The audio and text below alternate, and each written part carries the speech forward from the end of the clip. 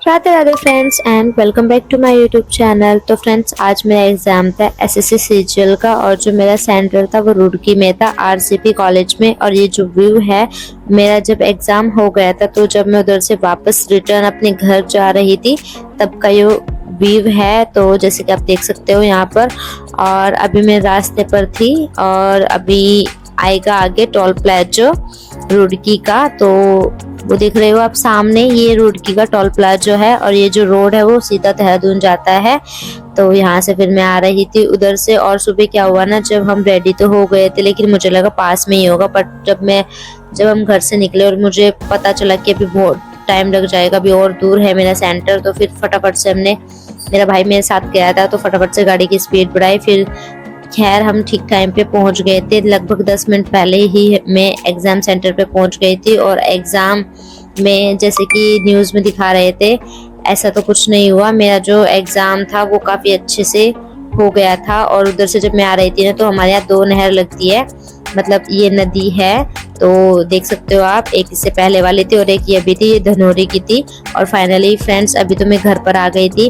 और हाँ, मैं आप लोगों को ये बता रही थी, जब मैं एग्जाम दे रही थी ना तो कुछ भी ऐसा नहीं हुआ जैसे कि न्यूज़ में दिखा रहे थे। तो वहाँ पर ऐसा हो रहा था, लेकिन अब जो मैंने एग्जाम दिया ना, और तो वहाँ पर अच्छे से कीबोर्ड भी, माउस भी और पेन पेपर वगैरह सब कुछ अच्छे से था। और मेरा जो पेपर था ना वो आरसीपी कॉलेज में था, रुड़की में, काफ़ी अच्छा कॉलेज है वो।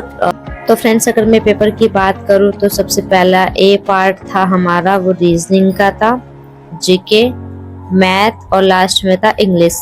जो इंग्लिश था ना, मतलब इंग्लिश में कुछ क्वेश्चन ऐसे थे जैसे कॉम्प्रिहेंशन वाले हो गए, अंडरस्टैंडिंग वाले हो गए, तो उनमें ना थोड़ा सा टाइम लगा उसको रीड करने में और थोड़ा लेंदी लग रहा था, क्योंकि वो लेंदी था ही। 3-4 क्वेश्चन ऐसे थे उसके, जैसे कि आपने देखा होगा कि 10th में हम पेपर देते हैं ना इंग्लिश में या हिंदी में, एक बड़ा सा पैराग्राफ होता है और फिर उसका आप टॉपिक बता रहे होते हो कि मतलब मान लिया आपको एक स्टोरी टाइप में कुछ आपको मैंने कुछ बताया, फिर आप से मैं अगर पता पूछने लगूं कि आप मुझे इसका वो बताओ टाइटल, कि आप इसको क्या टाइटल देना चाहोगे, आप इसको क्या नाम देना चाहोगे।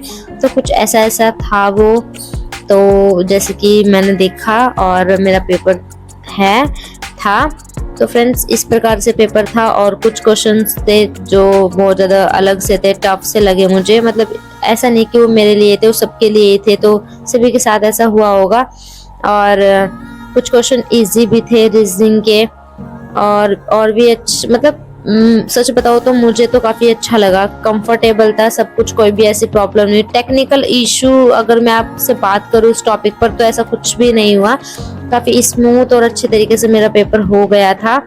और 8:30 के बाद ना क्लोज हो गया था गेट भी। बाद में हमारे जो जहाँ पर मेरा पेपर था वहाँ पे 2-3 सिस्टम खाली थे, तो शायद उन लोगों की एंट्री नहीं दी गई थी। तो बिल्कुल अच्छे से पेपर हो चुका है मेरा, हो गया था। तो मुझे ऐसे कोई प्रॉब्लम फेस मैंने नहीं की सेंटर पे जाने के बाद।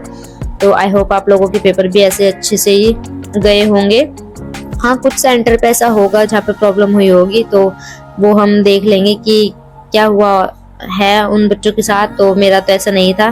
तो अगर मैं पेपर की बात करूँ ना, तो जो पेपर था वो मॉडरेट लेवल का था, ना तो ज़्यादा इजी था और ना ज़्यादा हार्ड था, मतलब बीच में था हमारा जो पेपर था। और पेपर मतलब सही था मेरे हिसाब से तो पेपर, जैसे कि मैंने अपनी स्टडी भी करी और मैंने देखे भी थे, क्योंकि बीच में मैं आप लोगों को पता है कि मैं वीडियो तो अपलोड नहीं कर रही थी, तो मैं प्रीवियस ईयर जो क्वेश्चन थे उनको देख रही थी। और हाँ, एक चीज़ और मुझे लगा कि जैसा टीसीएस का पेपर वो था ना, टीसीएस के पेपर थे, तो सेम ऐसा ऐसा ही था, कुछ एक आध क्वेश्चन ही था जो मतलब लेंदी लगा मुझे। और लेंदी था तो लेंदी, लेकिन अब ये नहीं कह सकता ना कि बिल्कुल ही चेंज हो गया है। तो ऐसा नहीं है कि बिल्कुल ही सब कुछ चेंज हो गया हो, थोड़ा बहुत चेंजेस था पेपर में। ओवरऑल तो सब कुछ ठीक ही लगा मुझे, जैसे कि मैंने अपनी तैयारी करी।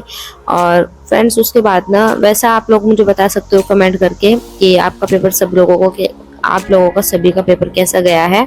तो प्लीज़ आप मुझे बताना कि आपके साथ कैसे कैसे हुआ और कैसा, सिस्टम में कोई प्रॉब्लम तो नहीं थी और आपका सेंटर ज़्यादा दूर तो नहीं था। मेरा तो इतना दूर नहीं था, पर फिर भी मैं थोड़ा घर से लेट निकली थी, मुझे लगा कि पास में ही होगा, क्योंकि वो मैप में जल्दी दिखा रहा था। बट जब मुझे लगा कि अभी थोड़ा और टाइम लगेगा, तो इसलिए फिर मैं फिर भी 10 मिनट पहले पहुँच गई थी अपने सेंटर पर।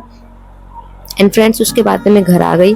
घर आने के बाद ना फिर मैं देख रही थी ये जो मैंने नोट्स बनाए थे, जब मैं बीच में वीडियो वगैरह अपलोड नहीं कर रही थी तो उस टाइम पे मैं अपने नोट्स बना रही थी। और ये मेरे सेंटेंस के नोट्स थे जो कि हमारे 3 टाइप्स के होते हैं, प्रेजेंट और पास्ट और फ्यूचर।